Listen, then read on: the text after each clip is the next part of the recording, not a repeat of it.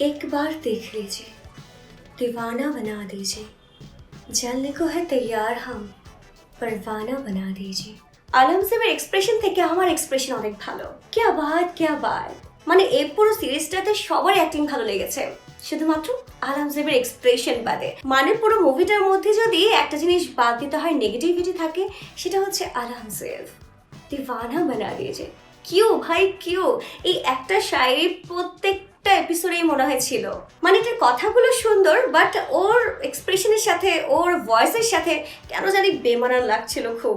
সঞ্জলীলা বানসালির মতো ডিরেক্টরের সাথে কাজ করা ভাগ্যের একটা ব্যাপার, আর সেখানে আলম সাহেবকে দেওয়া হয়েছে একেবারে মেন ক্যারেক্টার, আর সে মেন ক্যারেক্টারকে একেবারে তার এক্সপ্রেশন দিয়ে ফুটিয়ে তুলেছে তিনি।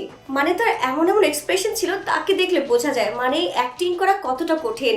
একটা এক্সপ্রেশন পুরোটা এপিসোড জুড়ে কিভাবে মেনটেন করতে হয়, অন্য কোনো মানে যত কিছু হয়ে যায়, ঝড়ঝাপটা হয়ে যায়, এক্সপ্রেশন চেঞ্জ করা যাবে না। এটা একমাত্র বড় বড় আর্টিস্টরাই পারে, যেটা হচ্ছে আলম সাহেব।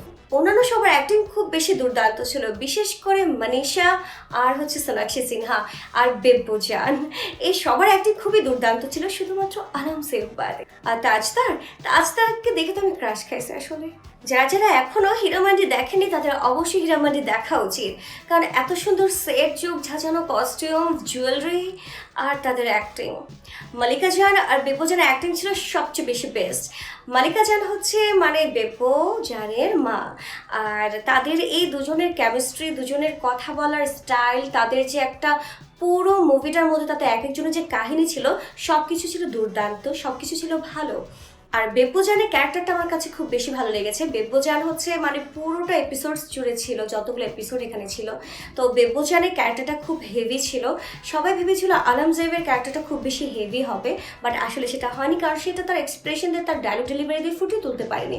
অন্যদিকে বেব্বজানের ক্যারেক্টারটা, বেব্বজান ডায়লগ, এক্সপ্রেশন, ভয়েস সব কিছু দিয়ে একেবারে ফুটিয়ে তুলেছে, খুব বেশি সুন্দর লেগেছে। আর মালিকা জান মনীষার একটা কামব্যাক এত সুন্দরভাবে হবে এটা আসলে কেউ ভাবতে পারেনি। আর মালিকা জানের যে অ্যাক্টিং ছিল সেটা ছিল দুর্দান্ত, খুবই খুবই ভালো। আর মালিকা জানের যে ভয়েস, যে এক্সপ্রেশন, যে চোখের চাহনি, তার যে ডায়লগ বলার স্টাইল, সব কিছু দেখে মুগ্ধ হয়ে যাওয়ার মতো। সঞ্জলীলা বানসালির মুভি হচ্ছে, আর সেখানে একটা আভিজাত্যের ছোঁয়া থাকবে না, এটা তো হতেই পারে না।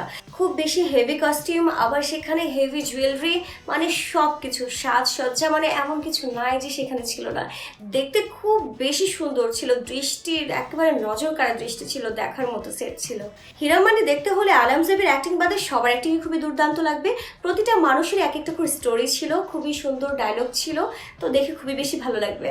আমি দেখেছি সম্পূর্ণটাই, আমার কাছে খুব বেশি ভালো লেগেছে আলম সাহেব বাদে, তার সুন্দর এক্সপ্রেশন বাদে, কারণ এমন এক্সপ্রেশন থেকে আমি খুব ভালো এক্সপ্রেশন দিতে পারি।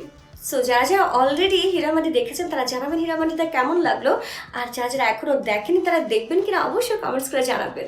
ভিডিওটি ভালো লেগে থাকলে লাইক, কমেন্টস আর শেয়ার করতে ভুলবেন না।